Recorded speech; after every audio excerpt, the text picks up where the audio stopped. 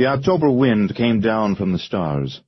With the hiss of an artist's airbrush, it seemed to blow the pale moonlight like a mist of paint across the slate roofs of the church and abbey, across the higher windows and down the limestone walls.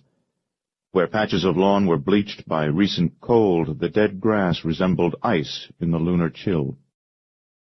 At 2:00 in the morning, Deucalion walked the perimeter of the 7-acre property, following the edge of the encircling forest. He needed no lamplight to guide him, and he would have needed none even in the blackness of the mountain woods. From time to time he heard sounds of unknown origin issuing from among the towering pines, but they inspired no anxiety. He carried no weapon because he feared nothing in the forest, nothing in the night, nothing on earth. Although he was unusually tall, muscled, and powerful, his physical strength was not the source of his confidence and fortitude.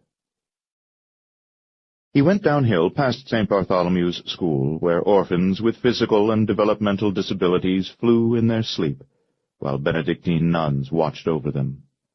According to Sister Angela, the Mother Superior, the most commonly reported dream of her young charges was of flying under their own power, high above the school, the abbey, the church, the forest. Most of the windows were dark, although lights glowed in Sister Angela's office on the ground floor. Deucalion considered consulting her, but she didn't know the full truth of him, which she would need to know in order to understand his problem. Centuries old, but young in spirit, born not of man and woman, but instead constructed from the bodies of dead felons and animated by strange lightning. Deucalion was most at home in monasteries. As the first, and he believed the sole surviving creation of Victor Frankenstein, he belonged nowhere in this world, yet he did not feel like an outsider at St. Bartholomew's Abbey. Previously he had been comfortable as a visitor in French, Italian, Spanish, Peruvian, and Tibetan monasteries. He left his quarters in the guest wing because he was plagued by a suspicion that seemed irrational but that he couldn't shake. He hoped that a walk in the cool mountain air would clear his troubled mind. By the time Deucalion circled the property and arrived at the entrance to the abbey church, he understood that his suspicion arose not from deductive reasoning, but instead from intuition. He was wise enough and sufficiently experienced to know that intuition was the highest form of knowledge and should never be ignored. Without passing through the door, he stepped out of the night and into the narthex of the church.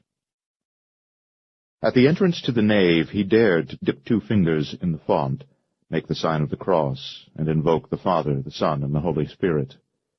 His existence was a blasphemy, a challenge to sacred order, because his Maker, a mere mortal, had been in rebellion against the divine and against all natural law.